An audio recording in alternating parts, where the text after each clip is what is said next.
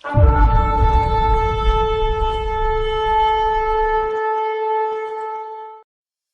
हम आज यूहन्ना की पुस्तक 6 अध्याय में जाएंगे। आज के जो मैसेज का नाम है वह है पिता की ओर से। अभी हमने पिछली कहानी में क्या देखा कि प्रभु यीशु 5000 लोगों को खिलाते हैं उस निर्जन प्रदेश में। कैसे प्रभु का पीछा करके वो लोग निर्जन प्रदेश में आ जाते हैं और वहां प्रभु 5000 लोगों को खिलाते हैं। और उसके बाद क्या होता है कि प्रभु वहां से चले जाते हैं। उसके बाद एक और कहानी है, कहानी के दूसरे पार्ट को, जो बहुत इंपॉर्टेंट पार्ट है, इस पार्ट को हम लोग मिस नहीं कर सकते, क्योंकि जो मिरेकल है रोटी और मछली का, उसको हम आइसोलेटेड नहीं देख सकते। वो मिरेकल, उसका क्लाइमैक्स इस स्टोरी में होता है। चाहिए मैं यूहन्ना के 6 अध्याय के 22वीं पंक्ति से पढ़ूंगा। अगले दिन लोगों की उस भीड़ ने, जो झील के उस पार रह गई थी, देखा कि वहां सिर्फ एक नाव थी और अपने चेलों के साथ यीशु उस पर सवार नहीं हुआ था, बल्कि उसके शिष्य ही अकेले रवाना हुए थे। तिबिरियस की कुछ नावें उस स्थान के पास आकर रुकी जहां उन्होंने प्रभु के धन्यवाद देने के बाद रोटी खाई थी। इस तरह जब उस भीड़ ने देखा कि ना तो वहां यीशु है और ना ही उसके शिष्य, तो वे नावों पर सवार हो गए और यीशु को ढूंढते हुए कफरनहूम की तरफ चल पड़े। जब उन्होंने यीशु के झील के उस पार पाया तो उससे कहा, हे रब्बी, तू यहाँ कब आया? उत्तर में यीशु ने कहा, मैं तुमसे सत्य बताता हूँ, तुम मुझे इसलिए नहीं खोज रहे हो कि तुमने आश्चर्यपूर्ण चिन्ह देखे हैं, बल्कि इसलिए कि तुमने भरपेट रोटी खाई थी। उस खाने के लिए परिश्रम मत करो जो सड़ जाता है, बल्कि उसके लिए जतन करो जो सदा उत्तम बना रहता है और अनंत जीवन देता है, जिसे तुम्हें मानव पुत्र देगा, क्योंकि परम पिता परमेश्वर ने अपनी मोहर उसी पर लगाई है। लोगों ने उससे पूछा, जिन कामों को परमेश्वर चाहता है उन्हें करने के लिए हम क्या करें? उत्तर में यीशु ने उनसे कहा, परमेश्वर जो चाहता है वह ये है कि जिसे उसने भेजा है उस पर विश्वास करो। यहाँ प्रभु यीशु इस भीड़ को बोलते हैं, जब भीड़ वापस आती है खोजते हुए कफरनहूम आती है, जब प्रभु यीशु उनको देखते बोलते हैं, मैं तुमसे सच सच कहता हूँ, तुम्हारा यहाँ आने का कारण यही है कि तुम रोटी और मछली खाए थे। और बहुत से लोग कलीसिया में इसीलिए आते हैं चिन्ह और चमत्कार के लिए। बहुत से लोग अपनी शारीरिक जरूरतों को, आर्थिक संकटों को पूरा करने के लिए कलीसिया में आते हैं। और यहाँ प्रभु यीशु बहुत मुख्य बात बता रहे हैं कि उस रोटी की लालसा में, इच्छा में मत रहो जो सड़ जाती है, जिसको खाने के बाद भी तुम मर जाओगे, परंतु वो सच्ची रोटी मांगो जो तुमको अनंत जीवन दे सकती है। और लोग पूछते हैं वो रोटी हमको कैसे मिलेगी, हम क्या करें, परमेश्वर की इच्छा पूरी करने के लिए हम क्या करें? तो इस पर यीशु कहते हैं, उसने जिससे भेजा है उस पर विश्वास करो, यही परमेश्वर की इच्छा है। सबसे पहली बात, चमत्कार लोगों को प्रभु में लाने में असक्षम है। अब उस दिन हजारों लोगों ने, और अब 1000 से मतलब है सिर्फ 5000 नहीं, कम से कम 15-20 हजार लोग होंगे वहां। अब वहां 15-20 हजार लोगों ने जब रोटी मछली खाई और उसके बाद वो वहां आए जहां प्रभु थे, तो प्रभु ने क्या बोला, तुम इसीलिए आए हो क्योंकि तुमने रोटी और मछली खाई। अब हमारे पास आज में चर्च में ऐसे लोग हो गए, हम सबको मेंबर्स बोल के गिनती चालू कर देंगे और सबसे टाइट वसूलने का काम चालू कर देंगे। मैं मजाक नहीं कर रहा हूँ, ये वर्तमान कलीसिया की स्थिति है। हम आज जब इन वचनों को पढ़ रहे हैं, हम उन लाल शाही से लिखे हुए वचनों को अनदेखा नहीं कर सकते, उनको हल्के में नहीं ले सकते। इसलिए मैं चाहता हूँ बहुत ध्यान से सुनिए। परमेश्वर की इच्छा क्या है? परमेश्वर की इच्छा ये है कि सारा अटेंशन प्रभु यीशु पर जाए। अगर कोई मिरेकल, अगर कोई चमत्कार अटेंशन प्रीचर पर ले जाता है तो परमेश्वर का काम नहीं है वो। आमीन।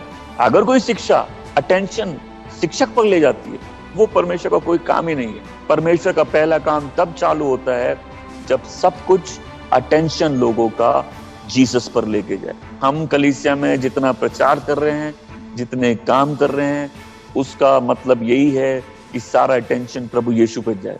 देखिए, जब प्रभु यीशु यरूशलेम जा रहे थे, गधे पे बैठ के गए थे और लोगों ने जो कपड़े और जो पेड़ के पत्ते जमीन पर रखे, उस पर प्रभु यीशु नहीं चले, गधा चला। मतलब जिस पात्र पर प्रभु यीशु सवार होते हैं, थोड़ी महिमा उस पर भी आ जाती है। लेकिन परमेश्वर का काम यह है कि पहले इन सारी चीजों के द्वारा पूरा ध्यान लोगों का किस पे जाए? एक व्यक्ति पर आकर केंद्रित हो जाए। पूरे संसार का भाग्य एक व्यक्ति पर केंद्रित है, वो है प्रभु यीशु। आमीन। सारे चिन्ह चमत्कार का मतलब है कि सारा अटेंशन पहले प्रभु यीशु पर आ जाए। और फिर परमेश्वर की क्या इच्छा है कि ये अटेंशन सिर्फ प्रभु क्या कर सकते उस पे नहीं, ये प्रभु के पूरे व्यक्ति पर हो, मतलब उसके चमत्कारी जीवन पर, उसके परमेश्वर की ओर से होने पर, उसके हमारे लिए क्रूस पे मरने पर और उसके मर के उठने पर। उसके बिना उद्धार नहीं है। सिर्फ यीशु का नाम लेने से उद्धार नहीं है। बाइबल की एक पंक्ति पढ़ेंगे, यीशु के नाम को पुकार तो पाएगा उद्धार। हम बोले जोर से जाके घाटियों में आप चिल्लाइए जीसस जीसस, तो आपको प्रभु उठा के स्वर्ग ले जाएंगे, ऐसा नहीं होता है। उसका मतलब है कि जो अपना ईमान, अपना भार मसीह यीशु में डालेगा, आमीन, हमेशा बोलेंगे मसीह यीशु पूरा व्यक्ति, उसके पूरे कामों में डालेगा, उसकी मृत्यु पर डालेगा जो हमारे लिए उसने अपना जीवन दिया, उसके लहू पे जो हमारे लिए बहा, उसके उस बदन के लिए जो हमारे लिए टूटा, आमीन, और उसका मरकर जी उठने के सामर्थ्य से कि वो पिता के दाहिने विराजमान और अपने लोगों को लेके आने वाला है। सुनिए प्रभु यीशु क्या कहते हैं, तुम मुझे इसलिए खोज रहे हो क्योंकि तुम्हारी जरूरतें पूरी हुई हैं। देखिए प्रभु यीशु भी अपने पीछे चलने वालों को अच्छे से जानते हैं। प्रभु इस भीड़ को क्या बोल रहे, तुम मुझे इसलिए खोज रहे हो क्योंकि तुम्हारी जरूरतें पूरी हुई हैं।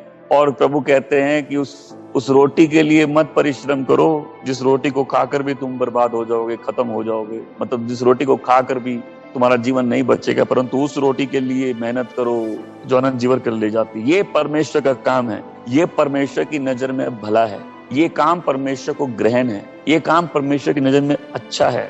ये काम तुमको करना है उद्धार पाने के लिए, तुमको मसीह यीशु पर अपना ईमान लाना, आमीन, और उसके पूरे कामों पर, उसके चमत्कारों पर नहीं, चमत्कार करने वाले व्यक्ति पर। मैं 30वीं पंक्ति से पढ़ता हूँ। लोगों ने पूछा, तू कौन से आश्चर्य चिन्ह प्रकट करेगा जिन्हें हम देखकर तुझ पे विश्वास करेंगे? तू क्या कार्य करेगा? हमारे पूर्वजों ने रेगिस्तान में मन्ना खाया था, जैसा कि पवित्र शास्त्रों में लिखा है, उसने उन्हें खाने के लिए स्वर्ग से रोटी दी। इस पर यीशु ने उनसे कहा, मैं तुमसे सत्य बताता हूँ, वह मूसा नहीं था जिसने तुम्हें खाने के लिए स्वर्ग से रोटी दी, बल्कि यह मेरा पिता है जो तुम्हें स्वर्ग से सच्ची रोटी देता है। वह रोटी जिसे परम पिता देता है वह स्वर्ग से उतरी है और जगत को जीवन देती है। लोगों ने उससे कहा, हे प्रभु, अब हमें वह रोटी दे और सदा देता रहे। आप एक पैरेलल देखिए, जो सामरी स्त्री थी, जब प्रभु उसको बताते हैं, जो पानी मैं तुमको दूंगा, यदि तुम जानती तो तुम मुझसे मांगती और मैं तुमको देता, तो तुरंत क्या बोलती, वो पानी हमको दीजिए ताकि हम पिए और हमको दोबारा यहाँ आना नहीं पड़े। देखिए 40 साल मूसा ने रोटी खिलाई थी। अब इनको लगा यहाँ भी 40 साल सारा प्रबंध हो जाएगा, यहाँ भी सालों साल स्वर्ग से कुछ गिरेगा और प्रबंध हो जाएगा। तो प्रभु यीशु क्या कहते हैं कि असली रोटी मूसा ने नहीं खिलाई, असली रोटी पिता परमेश्वर ने खिलाई है, आमीन। जो रोटी उसने स्वर्ग से भेजा, ये रोटी कौन है? प्रभु यीशु। प्रतीक, मैं सब बोलूं प्रतीक। जैसे आदमी को जीने के लिए खाने की जरूरत है, वैसी परमेश्वर का पुत्र एक चिन्ह है, ये एक रोटी है कि इसको जो खाएगा उसकी भूख मिट जाएगी और एक बार के लिए नहीं, हमेशा के लिए मिट जाएगी, आमीन। रोटी जीवन देती है, उससे भूख तृप्त होती है, आमीन, मेरी भूख मिटती है, आमीन। प्रभु यीशु जीवन की रोटी है। जो उसकी रोटी को खाएगा परमेश्वर उसको हमेशा के लिए बना के रखेगा, उसकी सारी भूख मिट जाएगी। मैं 36वीं पंक्ति पढ़ता हूँ, मैं तुम्हें पहले ही बता चुका हूँ कि तुमने मुझे देख लिया है, फिर भी तुम मुझ पर विश्वास नहीं करते। हर व्यक्ति जिसे परम पिता ने मुझे सौंपा है मेरे पास आएगा। पावरफुल लाइन से, अब एक एक लाइन एक रेवलेशन है। असली सोल विनर फादर गॉड है, असली इवेंजलिस्ट लॉर्ड जीसस है, आमीन। अब हम आज जितने बातों पर मनन करेंगे वो है पिता परमेश्वर की ओर से। इसमें कहीं ये मतलब नहीं कि मैं जो कर सकता हूं मैं वो नहीं करूं, लेकिन यहाँ क्या वचन कह रहे हैं 36वीं पंक्ति में, हर व्यक्ति जिसे परम पिता ने मुझे सौंपा है वह मेरे पास आएगा।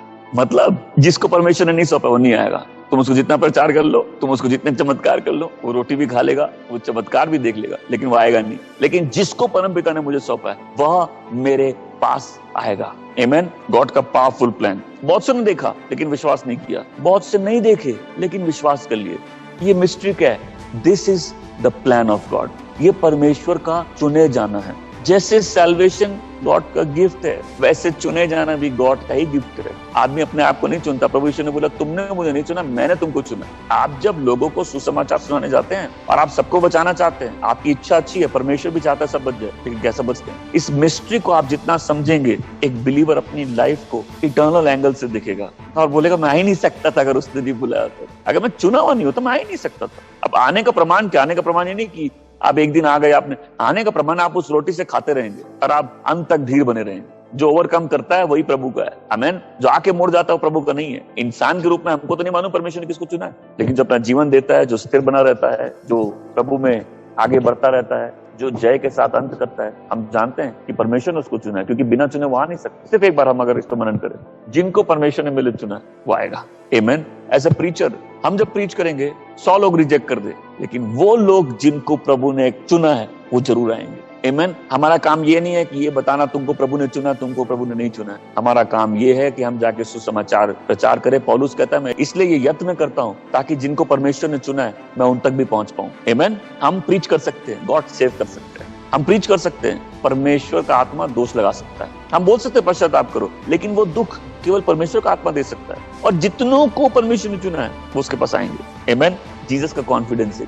अब एक आदमी बोल सकता है हम परमेश्वर के पास इसलिए नहीं आएंगे क्योंकि उसने हमको चुना नहीं, तुम दुष्ट हो, क्योंकि जितने उसके पास आएंगे वो उसको ग्रहण करेगा। प्रभु यीशु सबसे एक रहस्यमय बात हम पर प्रकट कर रहे हैं सैल्वेशन की, कि जिसको परमेश्वर ने चुना है वो उसके पास आएगा। आज जो यहाँ वचन सुन रहे हैं, तुम सोच के देखो कैसे आश्चर्यचकित रूप से तुमको परमेश्वर ने अपनी ओर खींच लिया, तुम पर अपना बेटा प्रकट कर लिया। कि तुमने खुद पर प्रकट कर लिया प्रभु यीशु को, कि तुम प्रकट हो गए प्रभु यीशु पर? क्या तुमने किसी मानवीय बुद्धि से तुमको ये प्रकाश न मिली? लेकिन एक खिंचाव है। कई लोग इतनी तकलीफों के बाद भी एक खिंचाव है, खींचे चले जा रहे, जैसे प्रभु ने उस भीड़ में से चुन लिया, हमको बुला लिया। आमेन। ये मिस्ट्री है। 10 जन पीछे मुड़ जाएंगे, लेकिन वो चुने हुए वो खींचते चले जाएंगे। पिता उनको मिस्टीरियसली अपनी ओर खींच लेगा। जब हम बैठ के इस बारे में सोचे, एक बार सोचे, सारा प्लान गॉड का है। मेरे को सिर्फ हाँ और आमेन बोलना है, मेरे को सिर्फ उसकी योजनाओं से जुड़ जाना है, उसके सारे प्रबंधन का फायदा उठाना है, मेरे को तो उस भाव में बहते जाना है। देखिए, ये मोटिवेशनल प्रीचिंग किसी को प्रभु में नहीं लाती। तुम कर सकते हो, तुम कर सकते हो, एक समय तक ठीक है। अगर परमेश्वर नहीं करे तुम क्या कर सकते हो? ये जितने चर्चों में प्रीचिंग होती है ना,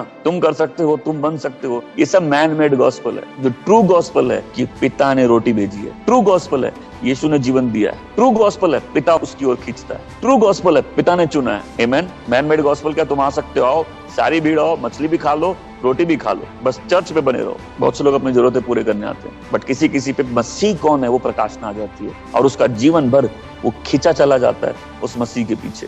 कई बार हम लोग सोचते हैं ना, भाई नहीं क्यों? क्योंकि पिता ने तुमको चुना है, हम पिता के हैं। आमेन। क्या भेद नहीं है कि हम वो लोग जो कल अंधकार में थे, आज उस रोशनी की पहचान हमको मिल गई है? आमेन। इससे कोई फर्क पड़ता है हम कितने अंधकार में थे? नहीं पड़ता। इसलिए आज कोई सुन रहा है, बोले हमको पिता ने नहीं चुना।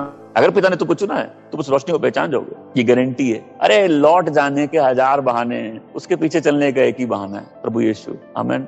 मुड़ जाए, हमको तुम्हारा चेहरा पसंद नहीं आया, हम तुम्हारे कारण नहीं बढ़ पाए, तुम हमको ठोकर दे देते हो, हम उसके कारण नहीं बढ़ पाए। तो मुड़ जाने के तो बहुत से कारण है, पीछे चलने का एक ही कारण, पिता ने प्रकट कर दिया हम पे सत्य। आमेन। उस रोटी से खाकर हमारी भूख मिट चुकी है और हम उसका अनुसरण करते हैं। मैं फिर से पढ़े उस लाइन को, हर व्यक्ति जिसे परम पिता ने मुझे सौंपा है मेरे पास आएगा। आमेन। या कोई है, तुम सुसमाचार के लिए मेहनत करना चाहते हो और तुम उन 10 लोगों को जो रिजेक्ट करते हो उनको देख के जब तुम दुखी हो जाते हो, नहीं, तुमको उस एक व्यक्ति को देख के रिजॉइस करना है जो आता है। जब हम लोगों को सुसमाचार सुनाते, कितने उसको रिजेक्ट करते, राइट? बट हमको रिजॉइस करना उन पे जो रिसीव करते हैं, जिन पर परम पिता ने अपने बेटे को प्रकाशित किया है। क्योंकि ये प्रकाशना शरीर और लहू से नहीं मिल सकती। अगर मिल सकती तो फिर हम मोटिवेशनल प्रीचिंग कर सकते हैं, जिससे आदमी खुद अपने आप को प्रकाशना दे दे। तो जब इस टीचिंग को लोग सुनते हैं तो पहले बोलेंगे, अरे ये इसका मतलब ये है कि परमेश्वर ने चुना है और बहुत से लोगों को रिजेक्ट कर दिया। ये सोचने का एक तरीका है। हम कब बोल रहे कि तुम चूज हो, तुम रिजेक्टेड हो? हम तो ये कह रहे हैं हमारा काम है गॉस्पेल प्रीच करना, परमेश्वर का काम है चुनना। आमेन। आज जो उसकी तरफ खिंच रहा है, ये क्या मिस्ट्री है? जितनों को परम पिता ने यीशु को दी है वो उसके पास आएंगे, और अगर आएंगे तो कौन रोक सकता है? क्या सताव रोक सकता है? कौन से डीमन उनको रोक सकता है? कौन सी बाधा उनको रोक सकती है? हम जब गॉस्पेल प्रीच करते, हमारे सारी मेहनत के पीछे वही होना चाहिए कि जिनको परमेश्वर ने चुना है वो सुन के आएंगे। हम कलीसिया का मतलब नहीं समझते। हमको कलीसिया का लगता है कि जैसे कैसे लोगों को जीसस के पीछे फोर्स करो चलने के लिए, उनको किसी भी मैन मेड तरीके से, मीठी बातों से, झूठे वादों से, सपनों से उनको चर्च में इकट्ठा करके भीड़ कर लो और हम फिर बोलेंगे बड़ा चर्च हो गया। नहीं, ये बुलाए हुए लोग हैं, चुने हुए लोग हैं, ये अलग किए हुए लोग हैं, ये संसार से अलग किए हुए लोग हैं। मैं 37वीं पंक्ति से पढ़ता हूँ, जो मेरे पास आता है मैं उससे कभी नहीं लौटाऊंगा। क्या ग्रेट प्रॉमिस है ये। आमेन। तो यहाँ कोई बोलता है कि नहीं हम तो पिता के नहीं चुने हुए हैं, प्रभु यीशु क्या बोल रहे हैं? जो मेरे पास आता है मैं उसको लौटाऊंगा नहीं। आज अगर कोई प्रभु का वचन सुन रहा है, आज तुम पे ये रेवलेशन अगर प्रकट होती है कि प्रभु यीशु परमेश्वर का इकलौता बेटा है जिसने अपने जीवन संसार के लिए दिया, हमारे पापों के लिए दिया, और तुमको तुम्हारे पापों का दोष है, तुमको उद्धार चाहिए। प्रॉमिस क्या है? प्रॉमिस है कि प्रभु बोलता है जो मेरे पास आएगा मैं उसको वापस लौटाऊंगा। आमेन। ये हर दुष्ट के लिए, हर व्यक्ति के लिए जो अंधकार में, हर व्यक्ति जो अपने पाप से तंग आ चुके हैं, हर व्यक्ति जिसके जीवन पे बोझ है, ये सबके लिए प्रॉमिस है। जो प्रभु यीशु के पास आता है प्रभु उसको नहीं लौटाएंगे, क्योंकि मैं स्वर्ग से अपनी इच्छा अनुसार काम करने नहीं आया हूँ, बल्कि उसकी इच्छा पूरी करने आया हूँ जिसने मुझे भेजा है। किसने भेजा उसे? पिता परमेश्वर ने। ये पिता की इच्छा से हो रहा है। आमीन। जिसका आना पिता की इच्छा से है, जिसका जीवन पिता की इच्छा से है, जिसका मरना पिता की इच्छा से है, जिसका मरकर उठना पिता की इच्छा से है, जिसका उठकर स्वर्ग में जाना पिता की इच्छा से है, तो सैल्वेशन के बाकी काम इंसान की इच्छा से कैसे हो सकते हैं? जब प्रभु यीशु की पूरी लाइफ पिता के प्लान में थी, तो उसके द्वारा जो बचाए जाने हैं वो इंसान की योजना से कैसे हो सकते हैं? मैं आगे पढ़ता हूँ 39वीं पंक्ति। और मुझे भेजने वाले की यही इच्छा है कि जिनको परमेश्वर ने मुझे सौंपा है उनमें से किसी को भी मैं ना खोऊं और अंतिम दिन में उसे जिला दूं। यही मेरे परमपिता की इच्छा है कि हर व्यक्ति जो पुत्र को देखता है और उस पर विश्वास करता है अनंत जीवन पाए, और अंतिम दिन उसे जिला उठाऊंगा। आमेन। यीशु बोलते हैं पिता ने हमको जो दिया, this is will of God, क्या एक भी जन नहीं खोएगा। कोई ऊंचाई, गहराई, स्वर्गदूत, प्रधानताएं, वर्तमान भविष्य, कुछ भी हमको परमेश्वर के प्रेम से अलग नहीं कर सकता जो हमको मसीह यीशु में। ये एक बिलीवर का कॉन्फिडेंस होना चाहिए कि कुछ भी मुझे मसीह से अलग नहीं कर सकता। क्यों? प्रभु यीशु क्या बोले? जितनों ने मुझे दिया, पिता की क्या इच्छा, मैं एक भी नहीं खोऊं। प्रभु यीशु एक भी नहीं खोएंगे और उन सबको अंतिम दिन वो जिला देंगे। कैसे क्या करेंगे? वैसे ही रेजरेक्ट कर देंगे जैसे प्रभु रेजरेक्ट हुए थे। आमीन। देखो, जो रोटी खाने आया है वो जल्दी भाग जाएगा, जो अपनी जरूरतें ब्लेसिंग के लिए आया है वो जल्दी भाग जाएगा, ज्यादा देर टिकेगा नहीं। इसको पिता ने बुलाया, वो टिकेगा, वो बना रहेगा, वो जय पाएगा और अंतिम दिन उठेगा उसके साथ। आमीन। अब हम पूरी टीचिंग को एक बैलेंस रूप से देख सकते हैं। अब बैलेंस क्या है? एक तरफ यीशु ही कहते हैं ना जो जय पाएगा, राइट, बट दूसरी तरफ यही कहते हैं ना जिसको मैंने चुना है वो अंत तक बना रहेगा। आमीन। और इसमें मैन की क्या रिस्पॉन्सिबिलिटी है कि हम उसके पीछे चलते रहे। परमेश्वर की क्या है? सारे प्रबंध वो करेगा, साहस वो देगा, सामर्थ वो देगा, आग वो लगाएगा। आमीन। मैं 39वीं और 40वीं पंक्ति वापस पढ़ रहा हूँ। और मुझे भेजने वाले की यही इच्छा है कि जिनको परमेश्वर ने मुझे सौंपा है उनमें से किसी को भी ना खोऊं और अंतिम दिन उन सबको जिला दूं। यही मेरे परमपिता की इच्छा है कि हर वह व्यक्ति जो पुत्र को देखता है और उसमें विश्वास करता है अंतिम दिन में उसे जिला उठाऊंगा। ये मेरे पिता की इच्छा है। ये मैन का कोई प्रोग्राम नहीं है, ये आदमी की इच्छा पे नहीं है, ये आदमी क्या कर सकता है उस पर आधारित नहीं है, ये तुम्हारी खुद की मोटिवेशन पर आधारित नहीं है। जो प्रभु यीशु के पास आएंगे, प्रभु यीशु उनको कभी लौटाएंगे नहीं। आमीन। जिनको परमेश्वर ने प्रभु यीशु को दिया है वो कभी भी खोएंगे नहीं। जिनको परमेश्वर ने प्रभु यीशु को दिया है वो अंतिम दिन वापस जुटेंगे। आमीन। ये हमारी सिक्योरिटी है, हम सिक्योर्ड है। हम गलती कर सकते हैं, हमको उसका डर है। परमेश्वर गलती करेंगे, हमको उसका कोई डर नहीं। हम तकलीफ में आके थोड़ा दिल बेचैन हो सकता है। जहां तक गॉड का प्लान है, परमेश्वर मेरी तरह नहीं है, थैंक गॉड, लेकिन हमको परमेश्वर की तरह बनना है। अब बोल सकते नहीं, आज से पिता की इच्छा मेरी इच्छा है। आमीन। मैं उसकी इच्छा के अनुसार जीना चाहता हूँ, उसका प्लान है, मैं उसको फुलफिल करना चाहता हूँ। ये मेरी सिक्योरिटी है। मैं रिजेक्ट नहीं होऊंगा, मैं हटाया नहीं जाऊंगा, मैं बना रहूंगा, मैं उसकी महिमा देखूंगा। ये पिता ने प्लान किया है, अपना पुत्र भेजा है, पिता ने ये निर्धारित किया है, पिता ही खींच के लाता है, पिता ही एक्सेप्ट करता है अपने घर में, पिता ही सारी जरूरतों को पूरा करता है, पिता संभाल के रखता है, पिता ही वापस उठाएंगे। आमीन। इस तरफ धन्यवाद दे सकते हैं। अब मैं बताना चाहता हूँ, हम लॉस्ट नहीं थे, हम होपलेसली लॉस्ट थे। हम इतना लॉस्ट थे कि हम अपने आप को बचाने में पूरे असक्षम थे। आमीन। हम खुद जानते हैं हम जिस अंधकार में थे, जो हमारे जीने का तरीका था, जो स्वभाव था, उसका बदलना केवल पवित्र आत्मा का काम है। आमीन। देखो, मसीह यीशु जो कहता है कि हम अपनी योजना से नहीं है, हम पिता की योजना से हैं, तो जब हमको पिता की योजना से जीना है, क्या हमको उस पर आधारित नहीं रहना है, उस पर निर्भर नहीं रहना? जब तक मनुष्य के काम है, तुम संघर्ष करते रहोगे, अपने आप को समझाते और सिखाते रहोगे। जहां पिता के काम समझ जाओगे, तुम्हारी निर्भरता उस पर आ जाएगी, तुम्हारा प्रार्थना जीवन बदल जाएगा। देखो, इस कहानी को समझो। इससे पहले प्रभु यीशु ने चेलों को भेजा था दुष्ट आत्माएं निकालने, और वो बहुत एक्साइटेड हो गए कि हमारे आगे से दुष्ट आत्मा भी भाग जाती है। प्रभु यीशु क्या कहते हैं? इस पर खुश ना हो कि तुम्हारे आगे से दुष्ट आत्मा चली जाती है, पर इस बात से खुश हो कि तुम्हारा नाम स्वर में लिखा है। आमीन। तो उन लोगों को भीड़ से हटा के पहले निर्जन प्रदेश ले जाने का रीजन क्या था? इनको भी बैलेंस करने का, इन चेलों को भी थोड़ा बैलेंस करने का। ये दुष्ट आत्माएं निकाल के बहुत एक्साइटेड हो गए थे, अथॉरिटी के साथ बहुत एक्साइटेड हो गए थे। मैं 41वीं पंक्ति पे आता हूँ। इस पर यहूदियों ने यीशु पर बड़बड़ाना शुरू किया, क्योंकि वो कहता था वो रोटी मैं हूं जो स्वर्ग से उतरी है। और उन्होंने कहा, क्या ये यूसुफ का बेटा यीशु नहीं है? क्या इसके माता पिता को हम नहीं जानते?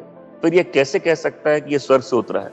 तो उत्तर ने यीशु ने कहा, आपस में बड़बड़ाना बंद करो। 44वीं पंक्ति है, मेरे पास तब तक कोई नहीं आ सकता जब तक मुझे भेजने वाले परमपिता उसे मेरे प्रति आकर्षित ना करे। तो अब देखो, ये लाइन इतनी पावरफुल है, मेरे पास तब तक कोई नहीं आ सकता जब तक मेरे भेजने वाले परमपिता उसे मेरे प्रति आकर्षित ना करे। तो मैं अंतिम दिन में उसे पुनर्जीवित करूंगा। नबियों ने लिखा है, और वे सब परमेश्वर द्वारा सिखाए हुए होंगे। हर वह व्यक्ति जो परमपिता की सुनता है और उससे सीखता है मेरे पास आता है। एक बात बताओ, तुमने आज तक जो सीखा, अगर तुमको किसी इंसान ने सिखा दिया और पवित्र आत्मा ने नहीं सिखाया तो तुम परमेश्वर के नहीं हो। तुम्हारी समझ को खोलने वाला परमेश्वर है, तुम्हारे मन में ज्योति जलाने वाला परमेश्वर है, जो शिक्षाएं तुमने पाई उसकी समझ देने वाला परमेश्वर है। सैल्वेशन क्या ग्लोरियस प्लान है, मतलब खाली प्लानिंग नहीं, उसके एग्जीक्यूशन के एक स्टेज में गॉड इन्वॉल्व है। इस टीचिंग को पाके कोई एक व्यक्ति कठोर होकर बोल सकता है मैं तो अब गॉस्पेल सुनाऊंगा नहीं क्योंकि ये लोग चुने हुए नहीं है, राइट? या हम लोगों से नफरत करने लग जाए, नहीं, क्योंकि हम अपने आप को चुने नहीं, ये गिफ्ट है, हम इस पर घमंड नहीं कर सकते। आमीन। और क्योंकि हमको मालूम नहीं पिता ने किसको चुना, हमारा काम है गॉस्पेल सुनाना, बट हम लोगों के रिजेक्शन का कुछ नहीं कर सकते। मैं 40वीं पंक्ति में आ रहा हूं, किंतु वास्तव में परम पिता के सिवाय उसके जिसे उसने भेजा है किसी ने उसे नहीं देखा। परम पिता को बस उसी ने देखा है। मैं तुम्हें सत्य कहता हूं, जो विश्वासी है वह अनंत जीवन पाता है। मैं वह रोटी हूं जो जीवन देती है।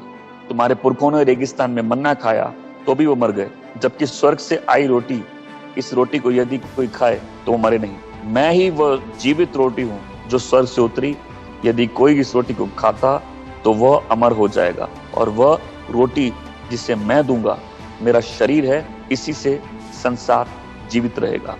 फिर यहूदी लोग आपस में ये बहस करने लगे, ये अपना शरीर हमें कैसे खाने को दे सकता है? इस पर यीशु ने उनसे कहा, मैं तुम्हें सत्य बताता हूं, जब तक तुम मनुष्य के पुत्र का शरीर नहीं खाओगे और उसके लहू नहीं पियोगे, तब तक तुम में जीवन नहीं होगा। जो मेरा शरीर खाता रहेगा और मेरा लहू पीता रहेगा, अनंत जीवन उसी का है। अंतिम दिन में उसे फिर जीवित करूंगा। मेरा शरीर सच्चा भोजन है और मेरा लहू ही सच्चा पेय है। जो मेरा शरीर खाता रहता और लहू पीता रहता है, वो मुझ में ही रहता है और मैं उसमें। प्रभु यीशु का क्रूस पर मरना मेरे लिए जीवन बना है। अब वचन क्या कहता है? जो उसमें से खाता रहेगा, मतलब वो लाइफ जो प्रभु यीशु में बनी रहेगी, आमीन। वो जीवन जो उस जीवन पर आधारित रहेगा।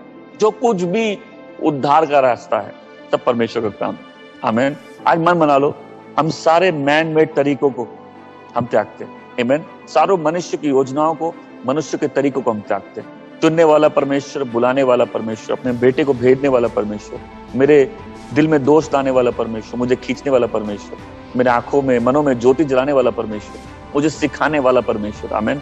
मुझे बचाकर रखने वाला भी परमेश्वर है, मुझे महिमा देने वाला भी परमेश्वर है। मैं 57 पंक्ति में बिल्कुल वैसे ही जैसे जीवित पिता ने मुझे भेजा है और मैं परम पिता के कारण ही जीवित हूँ, उसी तरह वो जो मुझे खाता रहेगा और मेरे ही कारण जीवित रहेगा। यही वह रोटी है जो स्वर्ग से उतरी है। यह वैसी नहीं जैसे हमारे पूर्वजों ने खाई थी और बाद में वो मर गए थे। जो इस रोटी को खाता रहेगा सदा के लिए जीवित रहेगा। यीशु ने ये बातें कफरनहूम के राजधानी में उपदेश देते हुए कही। अब सुनिए, जब तक मिरेकल हो रहा था सब ठीक था। जहां पूरा फोकस सिर्फ और सिर्फ जीसस, उसकी लाइफ, उसकी डेथ, उसके रेजरेक्शन और गॉड के प्लान पर आई, सब लोग ऑफेंडेड होना चालू हो गए। उस दिन प्रभु यीशु के कारण बहुत ऑफेंडेड हुए। प्रभु यीशु कहते हैं, धन्य हो तुम जो मेरे कारण ऑफेंडेड नहीं होते। यीशु की ये बातें आराधनालय में लोग सुनकर 60वीं पंक्ति, यह शिक्षा बहुत कठिन है, इसे कौन सुन सकता है? यीशु को अपने आप ही पता चल गया था कि उसके अनुयायियों को इसकी शिकायत है, इसलिए वो उससे बोले, क्या तुम भी इस शिक्षा से परेशान हो? ऑफेंडेड में खाली लिस्ट में उनके चेले भी थे।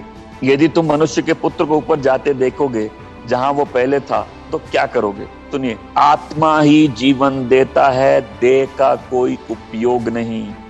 वचन जो मैंने तुमसे कहे हैं आत्मा है और वही जीवन देते हैं, आमीन। शरीर किसी काम का नहीं है पर आत्मा जीवन देते। प्रभु यीशु कहते हैं, मेरे वचन जीवन है, आत्मा है, आमीन। किंतु तुम में से ऐसे कुछ हैं जो विश्वास नहीं करते। अब प्रभु यीशु को मालूम था कि इन 12 में से एक दुष्ट भी है, यहूदा। मैं 65वीं पंक्ति पढ़ रहा हूं। यीशु ने आगे कहा, इसलिए मैंने तुमसे कहा है कि मेरे पास तब तक कोई नहीं आ सकता जब तक परम पिता उसे मेरे पास आने की अनुमति ना दे दे। तो यहाँ जीसस का पहला मेगा चर्च बन गया। जीसस ऐसा प्रीच किए कि 12 ही रह गए, जिसमें से भी एक दुष्ट था। जीसस भीड़ को कम करना जानते हैं, इसी कारण यीशु के बहुत से अनुयायी वापस चले गए और फिर कभी उसके पीछे ना चले। ये सैड रिमाइंडर है कि बहुत से लोग मुड़ जाते हैं। फिर यीशु ने अपने 12 शिष्यों से कहा, क्या तुम भी चले जाना चाहते हो? शिमोन पतरस ने उत्तर दिया, हे प्रभु, हम किसके पास जाएं? वे वचन तो तेरे पास है जो अनंत जीवन के वचन है। अगर इसको हम दूसरे गॉस्पेल से मिलाए तो पीटर इसके बाद क्या बोलता है? तुम ख्रिस्त हो, तुम मसीहा हो। आमेन। और यीशु और मसीह अलग अलग चीज है। कई लोगों को सिर्फ यीशु चाहिए, कई लोगों को सिर्फ मसीह चाहिए, दोनों लेना होगा।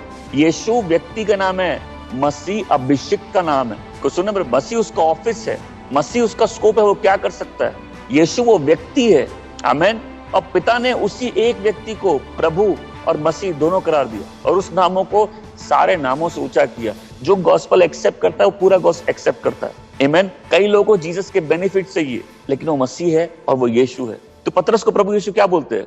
धन्य है तू पतरस, सिमोन योना के पुत्र, क्योंकि शरीर और लहू ने तुझ पर ये बात प्रकट नहीं की है। प्रभु यीशु बोल रहे हैं इन हजारों की भीड़ में तुम ब्लेस्ड हो, क्योंकि ये रेवलेशन तुमको फादर ने दी है। आमीन। तुम ब्लेस्ड हो अगर तुम्हारे पास ये रेवलेशन है कि यीशु परमेश्वर का पुत्र है। आमीन। अब प्रभु यीशु अपने चेलों को बोल रहे हैं कि तुम जो विश्वास कर रहे हो तुम इसीलिए कर रहे हो, पिता ने तुम्हारी आंखें खोली है। ये जो मुड़ कर गया ये मेरे पास आ नहीं सकते जब तक पिता ने मेरे पास खींच ना ले। बहुत से मुड़ जाते हैं ना, बहुत से पीछे चले जाते हैं, और ये बहुत सीरियस चीज है, क्योंकि वचन क्या कहता है? उसके बहुत से अनुयायी उस दिन मुड़ गए और वो वापस कभी उसके पीछे ना चले। बहुत से लोग मसीह की शिक्षाओं को नहीं ले सकते। बहुत से लोग सिर्फ रोटी खाने आए थे, जब तक वो मिलती है तब तक सब ठीक है। बहुत से लोग सताव से डर के चले जाते हैं। बहुत से लोग दुष्ट लोगों की संगति में रहते हैं और ऐसी शादियों में जहाँ एक जना विश्वासी है और वो उसका मन भटका देता है। बहुत से लोग अपनी लालसाओं में फंस जाते हैं। बहुत से लोग परिस्थितियों के सामने घुटने टेक देते हैं। बहुत से लोग गरीब हो जाते हैं और वो बोलते हैं हमारी स्थिति तो पहले अच्छी थी। बहुत से अमीर हो जाते हैं, बोलते हैं ये फैशनेबल नहीं है अमीर के लिए प्रभु यीशु के पीछे चलना। बहुत से लोग गलत शिक्षाओं के कारण भटक जाते हैं और बहुत से लोग आलसी हैं, क्योंकि उन्होंने कुछ किया ही नहीं तो करने के लायक रहते भी नहीं है कुछ। तो अगर आज आलसियों का नहीं है, जब हम सत्य जानते हुए नहीं करते कुछ, तो हम कुछ करने के लायक रहते भी नहीं है। लेकिन कुछ है जो उसका अनुसरण करते हैं, उसके पीछे चलते रहते हैं। कोई तकलीफ उनको परमेश्वर से दूर नहीं कर पाती, अब वो पूरे मन से परमेश्वर को धन्यवाद देते हैं उनके उद्धार के लिए, क्योंकि जानते हैं पिता की ओर से। आमीन। आज आपसे सवाल है कि आपका जीवन पिता की ओर से है, और क्या आज आप उसको रीसेट करके पिता की इच्छा के अनुसार कर सकते हैं? आप बोल सकते हैं मेरा जीवन उस परम पिता परमेश्वर की इच्छा के अनुसार है। आमीन। मैं आज अपने आप को उसकी योजनाओं के लिए देता हूँ।